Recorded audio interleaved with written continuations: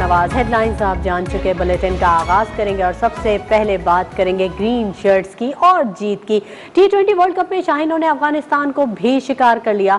सनसनी खेज मुकाबले के बाद पाकिस्तान की 5 विकेटों से कामयाबी। आसिफ अली की धुआंधार बैटिंग, 4 छक्के मारकर मैच की बाजी ही पलट दी। 148 रन का हदफ 19 ओवर में ही हासिल कर लिया। शाहीनों ने अफगानिस्तान को भी शिकार कर लिया।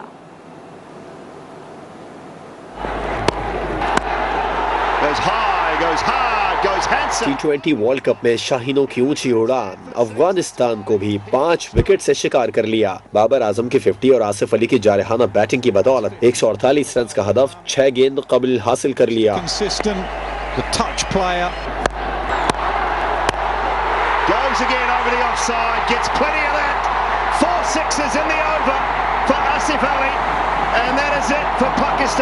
दुबई में खेले गए मैच में अफगानिस्तान ने टॉस जीतकर बैटिंग का फैसला किया। दूसरे ही ओवर में इमाद वसीम ने ओपनिंग बल्लेबाज हजरतुल्लाह जाज़ई को चलता कर दिया। मोहम्मद शहजाद 8 रन बनाकर शाहीन शाह अफरीदी का शिकार बने।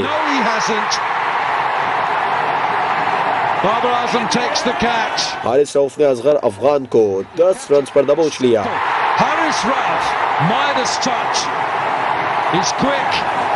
रहमानुल्लाह गरबाज 10 रन बनाकर हसन अली की गेंद पर आउट हुए। इमाद वसीम ने करीम जन्नत को 15 रन पर पवेलियन भेजा। नजीबुल्लाह जरदान 22 रन बनाकर शादाब खान की गेंद पर रिजवान के हाथों कैच आउट हुए। पाकिस्तान ने 148 रन का हदफ बाबर आजम और आसिफ अली की शानदार बैटिंग की बदौलत 19वें ओवर में हासिल कर लिया। कप्तान बाबर आजम ने 51 रन बनाए। That's 50 for Babar Azam. Mr. Consistent, the touch player. It's not all about power hitting. Pakistan को 12 गेंदों पर 24 रन दरकार थे। आसिफ अली एक बार फिर मर्द मोहरान साबित हुए और करीम जन्नत के एक ही ओवर में 4 छक्के लगाकर पाकिस्तान को 1 ओवर कबल ही कामयाबी दिला दी।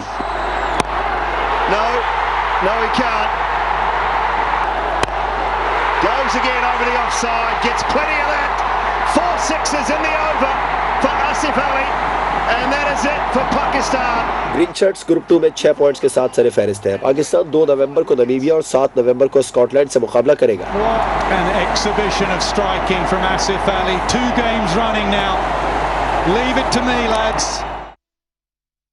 आसिफ अली मर्द मैदान 7 गेंदों पर 25 रन की जारहाना इनिंग्स खेली। करीम जन्नत को 1 ओवर में 4 छक्के लगाकर मैच का पासा ही पलट दिया। पाकिस्तान ने 148 रन का हदफ 1 ओवर पहले ही हासिल कर लिया। Goes high, goes hard, goes handsome, over long off, into the grandstand for 6, that's why. This time leg side, short boundary, and 6 more, which... No, he can't. Told you 6 was coming, Nas. Goes again over the offside, gets plenty of that. 4 sixes in the over for Asif Ali, and that is it for Pakistan. 24 required and win by 5 wickets. Shoaib Malik को कहा था आखिरी over से पहले match final करेंगे। मर्द मैदान आसिफ अली कहते हैं मैच की सूरत हाल देखकर खेलने की कोशिश की जिसमें कामयाब हुआ। सबसे पहले तो अल्हम्दुलिल्लाह पाकिस्तान मैच जीता और सबको मुबारकबाद पूरे पाकिस्तान को।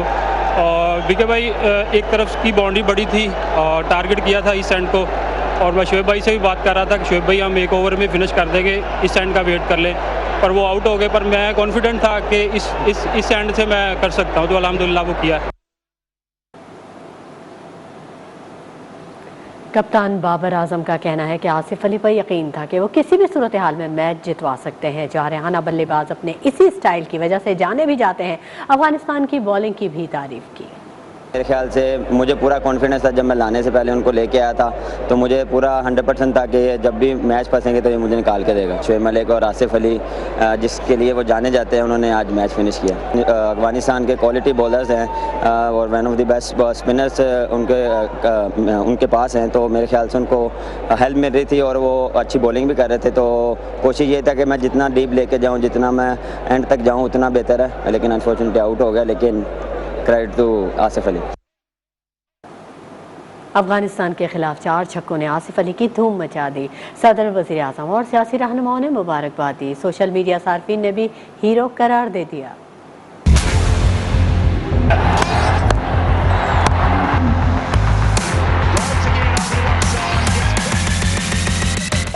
और कुछ मेरे like remember the name Asif Ali.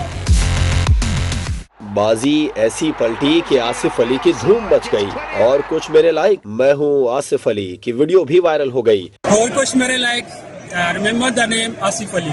Twitter पर आसिफ अली टॉप ट्रेंड बन गया। सार्फिन ने कौमी हीरो करार दे दिया। मुबारकबाद और तहनीती पैगामात का तांता भी बन गया। सदर मुमलिकत आरिफ अलवी ने भी मुबारकबाद का पैगाम दिया। कहा, फिर से मजा आ गया। वजीर आजम इमरान खान और सदर ने अफगान टीम की भी हौसला अफजाई की। असद उमर ने आसिफ अली को चीता करार दिया। कहा, अफगान खिलाड़ियों ने भी हर मैदान में मुकाबले की सलाहियत दिखाई। शहबाज गिल ने कहा, आसिफ अली आपने दिल खुश कर दिया। मरियम नवाज का कहना था, आसिफ अली ने कमाल ताकत का मुजाहिरा किया। रमीज रादा भी आसिफ अली के दिल दादा। कहा, शदीद दबाव में नाकाबिल यकीन हिटिंग की। वसीम अकरम ने भी आसिफ अली को बेस्ट फिनिशर करार दिया। इंग्लिश क्रिकेटर बेन स्टोक और दीगर खिलाड़ियों ने भी आसिफ अली की तारीफों के खूब गुन गाए। T20 वर्ल्ड कप में पाकिस्तान की मुसलसल तीसरी कामयाबी। शायकीन ने क्रिकेट खुश खूब धमाल डाला। कौमी टीम के हक में नारे लगाए। आसिफ अली की भी खूब तारीफ की। बहुत अच्छा ये मैच जीता है पाकिस्तान और उस खिलाड़ी ने जीता है जिसको वर्ल्ड कप की टीम में शामिल करते वक्त सबसे ज़्यादा तनकीद हुई थी। पूरी कौम जो है अपनी टीम से मुतमईन है कि इंशाल्लाह हमें वर्ल्ड कप की खुशी भी देंगे। बहुत मज़ा आया। 100% यकीन था कि पाकिस्तान जीतेगा और पाकिस्तान हमारी उम्मीदों पे पूरा उतरा। उम्मीद थी कि पाकिस्तान जीतेगा इंशाल्लाह और पाकिस्तान जीत भी गया है। इंशाल्लाह वर्ल्ड कप भी पाकिस्तान के अपने नाम ही करवाएगा। उम्मीद है कि इंशाल्लाह आगे भी इसी तरह परफॉर्मेंस करेगा और इंशाल्लाह वर्ल्ड कप लेके आएगा T20। जिस तरीके से पाकिस्तान खेल रहा है मुझे ऐसा लग रहा है कि इंशाल्लाह ये फाइनल भी जीतेगा। बहुत अच्छी परफॉर्मेंस चल रही है और अगर इसी तरह रहे तो इंशाल्लाह हम फाइनल जीतेंगे। 4 छक्के एक ही साथ, एक के और मैं बिल्कुल we just love to Asif Ali a lot. सबकी नजरों में पाकिस्तान कभी ना भूलो। आसिफ अली की जारहाना खेल की भारतीय क्रिकेटर हरभजन सिंह भी मुतरफ हो गए। हरभजन सिंह ने ट्विटर में अपने पैगाम में कहा कि आखिरी गेंद पर सिंगल ना लेकर आसिफ अली ने भरपूर एतमाद का मुजाहरा किया। फिर अगले ओवर में 4 छक्के लगाकर आसिफ ने पावरफुल हिटिंग का मुजाहरा किया।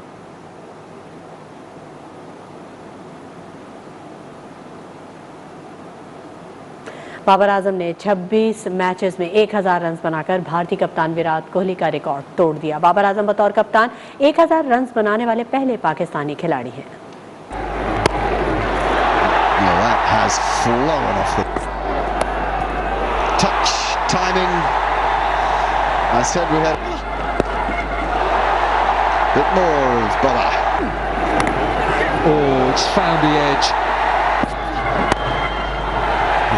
That's 50 for Babar Azam.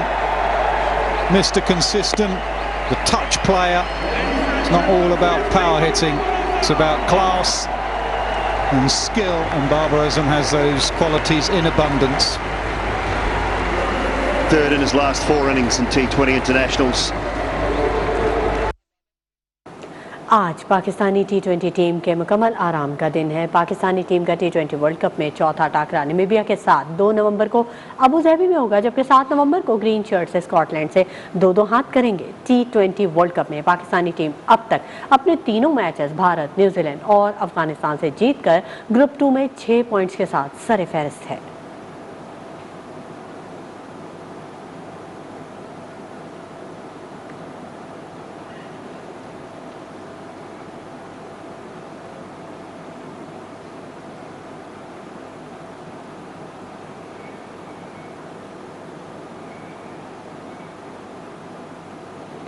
और अब आपको बराह रास्त लिए चलेंगे। नून लीग के रहनुमा अता तारड़ इस वक्त मीडिया से गुफ्तगू कर रहे हैं।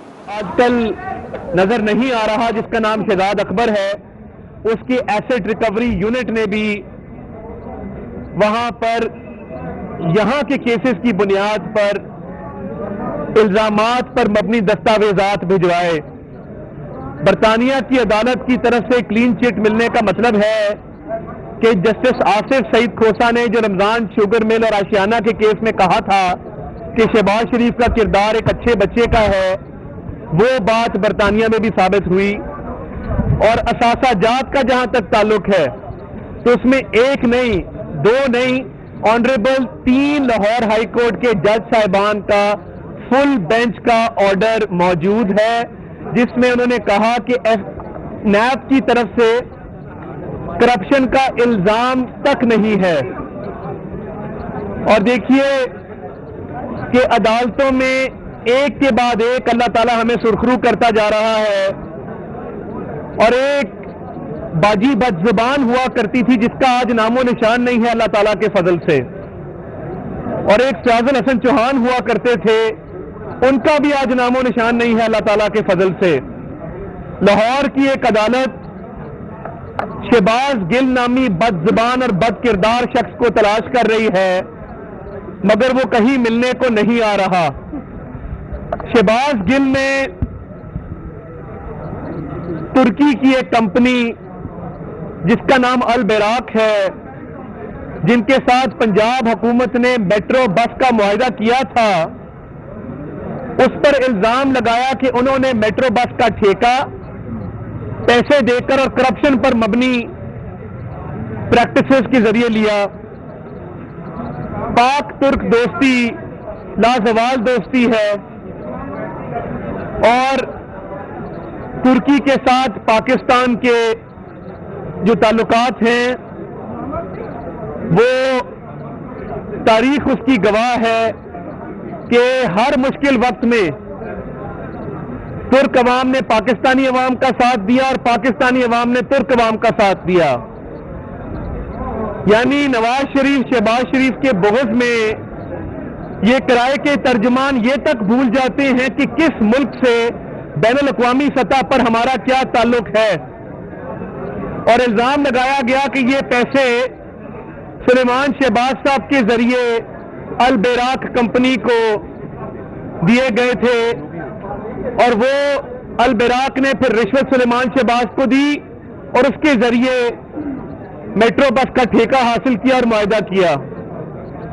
तो शहबाज गिल साहब, वैसे शहबाज गिल के साथ साहब लगाना भी साहब लफ्ज की तौहीन है, मगर आइंदा के बाद झूठे इल्जाम लगाने से पहले 100 दफा आप सोचेंगे।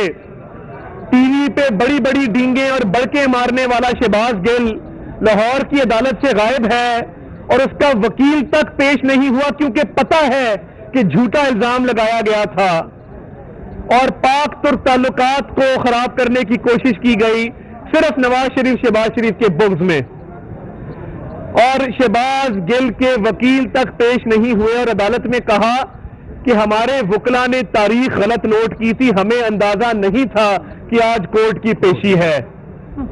शर्म से डूब मरना चाहिए। अब जब अदालत के रूबरू आके माफी मांगोगे तो तुम्हारी क्या इज्जत रह जाएगी? इज्जत तुम्हारी पहले भी कोई नहीं है, मगर इसके बाद तुम्हारे पल्ले क्या रह जाएगा? और ये हुकूमत अब क्योंकि आखिरी दमों पर है, ये अब आजादी सहाफत पर हमले कर रही है। आप देखेंगे कि मायानाज एंकर्स और मीडिया पर्सन्स के खिलाफ सोशल मीडिया पर जो गालम गलोच का कल्चर चल रहा है, मैं फैसल वाडा के भी बयान की मजम्मत करता हूं, और फैसल वाडा साहब ने एक एंकर पे जाती हमला किया, और सिर्फ इस जिद में कि उस एंकर ने फैसल वाडा साहब की उस स्टेटमेंट को झूठा करार दिया था जिसमें उन्होंने कहा कि टीएलपी के मुआहदे और टीएलपी के साथ हुकूमत की जो बातचीत चल रही है उसका वजीर आजम को इल्म नहीं है। यानी आपको मैच देखने का तो टाइम मिल जाता है, वो आपका हक है, जरूर देखें, मगर जो अमन अमान की खराब सूरत हाल पाकिस्तान के अंदर थी उसका किसी ने नोटिस लेना था कि नहीं लेना था? तो मैं समझता हूं कि अब इस हुकूमत के दिन गिने जा चुके हैं। झूठा एहतसाब का नारा अपनी मौत मर चुका है। अदालतों के अंदर अल्लाह ताला एक के बाद एक हमें केसेस में सुरखरू कर रहा है, और अब इनकी बारी आने वाली है। बहुत शुक्रिया, थैंक यू। नून लीग के रहनुमा अता तारर मीडिया से गुफ्तगू कर रहे थे। कड़ी तनकीद की उन्होंने हुकूमत पर और कहा कि झूठे और बेबुनियाद केसेस 1 साल से चल रहे हैं। वक्त हो गया एक ब्रेक का। हमारे साथ कराची से आपको खबर दें, नस्ला टावर से रिहायशियों की मुंतकिली का अमल ताहाल जारी है। इंतजामिया ने नस्ला टावर को तहवील में ले लिया है, जबकि इमारत को मुकम्मल खाली होने पर मिसमार कर दिया जाएगा। दूसरी जानिब कंपनीज ने नस्ला टावर को धमाके से उड़ाने से इनकार कर दिया है। हमारे नुमाइंदे यासिर सलीम वहाँ पर मौजूद हैं, ताज़ा तरीन सूरत हाल से आगाही हासिल करेंगे। यासिर सलीम, बताइएगा क्या अपडेट करेंगे आप हमारे नाज़रीन को? आज बिल्कुल नेस्ला टावर को खाली कराने के लिए जिन कंपनियों ने एक्सप्रेशन ऑफ इंटरेस्ट शो किया था उन्होंने साफ कह दिया है कि इसको डेटोनेशन के जरिए यानी ब्लास्ट के जरिए से नहीं उड़ाया जा सकता है। जिन कंपनीज ने जो है वो कमिश्नर कराची की जो एक्सप्रेशन ऑफ इंटरेस्ट पे रब्ता किया है, उनका यही कहना है कि इसको मैनुअली तरीके से जो है वो मिसमार किया जाएगा। हम आपको बताते चलें कि नेस्ला टावर के जो मकीन है उनका ये कहना है कि उनको इतवार तक का वक्त दिया जाए ताकि वो मुकम्मल तौर पर जो है वो घरों को खाली कर लें। तकरीबन 90% इमारत जो है वो खाली हो चुकी है, किराएदार जो है वो यहाँ से जा चुके हैं और इसके साथ साथ जो यहाँ पे मुस्तकिल मकीन थे वो भी जो है वो यहाँ से जा चुके हैं। 90% जो परमानेंट रेजिडेंट थे वो भी निकल चुके हैं। सिर्फ 1 या 2 फैमिलीज है जो यहाँ पे मौजूद है जिनको घर नहीं मिला है, वो भी यहाँ से कोशिश कर रहे हैं कि यहाँ से चले जाए।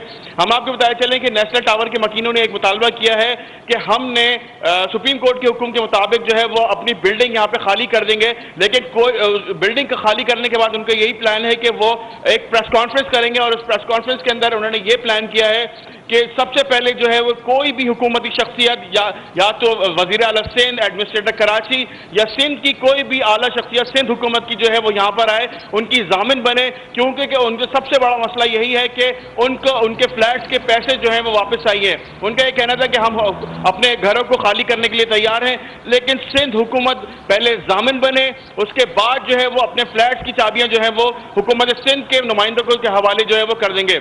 हम आपको बताते चलें कि नेस्ला टावर के मकीन जो है वो 27 तारीख की जो है वो डेडलाइन दी गई थी और ये भी कहा जा रहा था कि जी जिला इंतजामिया के जो नुमाइंदे हैं वो इस बिल्डिंग को अपनी तहवील में ले लेंगे, लेकिन ये सिर्फ अमली तौर पे जो है वो कहा गया था, लेकिन प्रैक्टिकली जो है वो इस तरह से बिल्कुल भी नहीं देखा गया है और इतवार तक का जो है वो मजीद टाइम मांगा है। लेकिन एक जो मुतालबा नेस्ला टावर के मकीनों ने किया है उनका यही है कि हम अपने घरों को खाली कर देंगे, उसके बाद सिंध हुकूमत का कोई बड़ा सरकारी ओहदे पर रखने वाला जो नुमाइंदा है वो यहाँ पर आए, अपने जामिन बने, उनकी पेमेंट्स की यकीन दहानी करवाए, उसके बाद वे तमाम घरों की चाबियां जो है उनके हवाले करेंगे, क्योंकि अगर उनकी पेमेंट्स नहीं होती हैं और वो यहाँ से चले जाते हैं तो वैसे ही वो बेइंतहा परेशान हैं और उसके बाद जो है उनके घरों के लिए जो है वो कोई ना कोई स्ट्रैटेजी बनाई जाए। जी बहुत शुक्रिया यासिर सलीम, तफसीली अपडेट करने के लिए। नस्ला टावर 90% खाली हो चुका है। मुतालबा है वहाँ के मकीनों का कि सिंध हुकूमत का कोई बड़ा नुमाइंदा हमारा जामिन बने ताकि हमारे पैसे हमें मिल सके।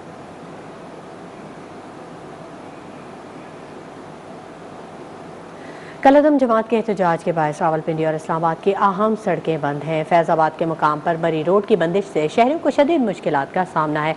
हमारे नुमाइंदे हमारे साथ मौजूद हैं, उमर बनी, उनसे मज़ीद तफसीलात जानेंगे। उमर बनी, आप बताइएगा कि आप फैज़ाबाद की साइड पे मौजूद हैं, क्या सूरत हाल देख रहे हैं? जी बिल्कुल, कलअदम मजहबी जमात के एहतजाज के बाइस जुड़वा शहर रावलपिंडी और इस्लामाबाद के बासियों के लिए मुश्किलात में इजाफा हो चुका है। इस वक्त हम मौजूद हैं फैज़ाबाद के मकाम पर और ये मेरे अकब में आप देख सकते हैं कि फैज़ाबाद इंटरचेंज वाक़े है। इस वक्त हम एक्सप्रेस वे पर मौजूद हैं जो कि ट्रैफिक के लिए दोनों साइड से खुली हुई है। ताहम मेरे राइट जानिब अगर कैमरामैन आपको दिखाएं तो मरी रोड को जाता हुआ जो रास्ता है उसको कंटेनर्स लगाकर मुकम्मल तौर पर सील कर दिया गया है। इसके साथ ही एक हैवी ड्यूटी क्रेन भी रखी गई है जो कि कंटेनर्स जो हैं उनकी मुंतकली के लिए इस्तेमाल होती है।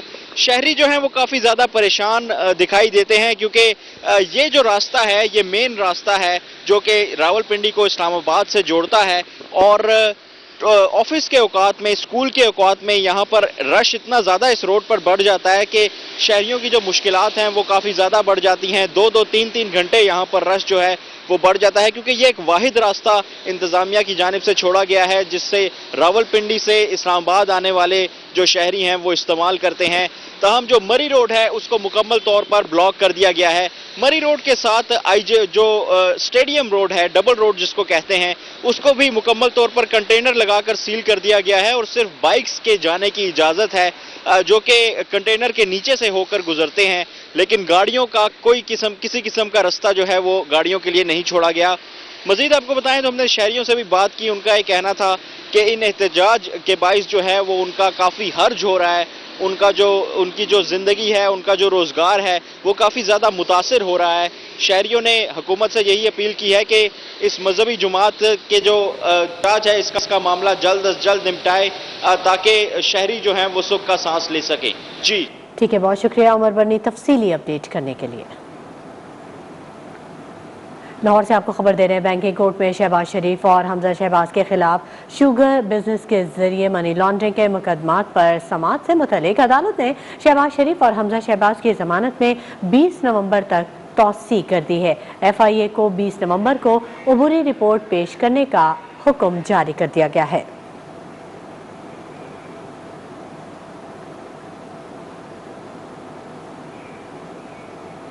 खबरों का सिलसिला जारी रहेगा, वक्त हो गया एक ब्रेक का, आप हमारे साथ रहिए। Welcome back. खबरों के सिलसिले को आगे बढ़ाते हैं। मुल्क में अमन अमान की सूरत हाल पर वज़ीर आज़म इमरान खान का आज कौम से अहम खिताब मुतवक्के है। इम्कान है कि अपने खिताब में वज़ीर आज़म कौम को एतमाद में लेंगे और पंजाब में अमन अमान की बिगड़ती सूरत हाल और कलअदम तंजीम के पुरतशद्दुद एहतजाज पर तमाम हालात कौम के सामने रखेंगे।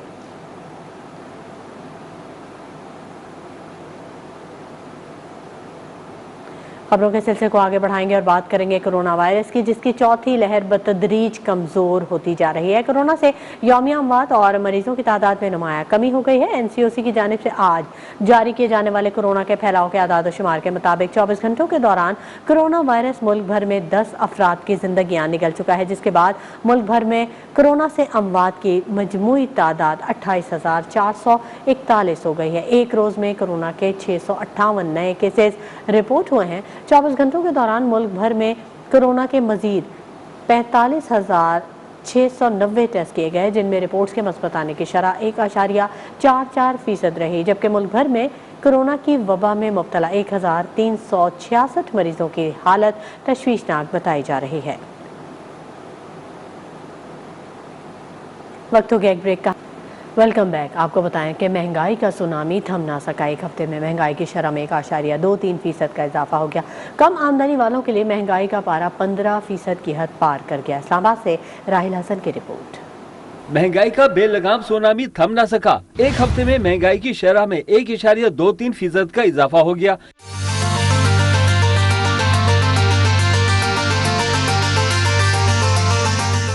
इदारा शुमारियात ने हफ्तावार महंगाई की रिपोर्ट जारी कर दी। मजमूई शरह 14.31% की सतह पर पहुंच गई। रिपोर्ट के मुताबिक कम आमदनी वालों के लिए महंगाई 15.01% तक हो गई, जबकि रवा हफ्ते में 25 अशिया जरूरिया की कीमतों में इजाफा हुआ। टमाटर 10 रुपए 71 पैसे महंगे हो गए। LPG घरेलू सिलेंडर 90 रुपए 31 पैसे महंगा हुआ। कीमत 2,400 रुपए की सतह से तजावुज कर गई। इसी तरह चीनी की कीमत में 3 रुपए 77 पैसे का इजाफा हुआ। फी किलो कीमत 104 रुपए 52 पैसे हो गई।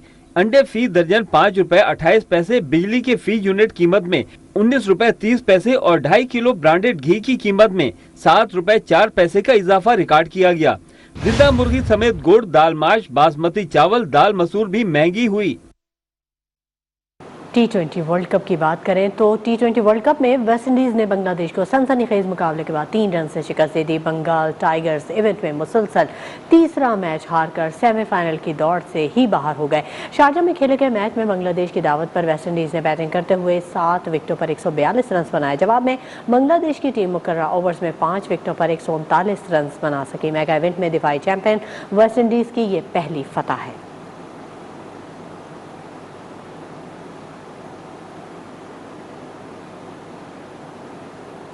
अनगिनत और मशहूर गीतों के खाले ख्वाजा खुर्शीद अनवर को अपने मद्दाहों से पिछले 37 बरस बीत गए।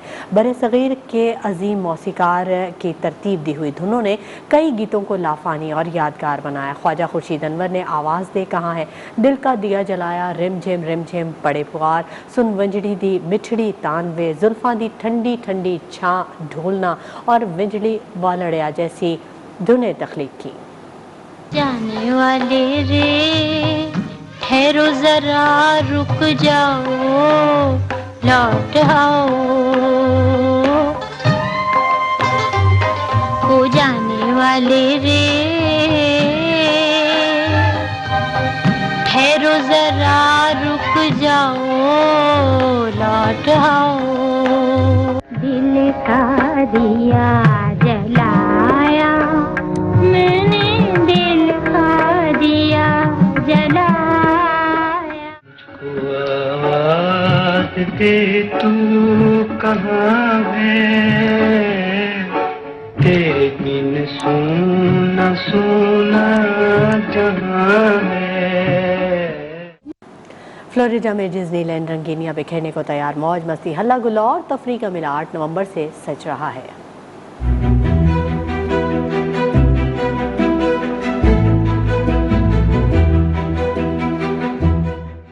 अब तक के लिए इतना ही। मजीद खबरों और अपडेट्स के लिए आप विजिट कीजिए हमारी वेबसाइट news1.tv।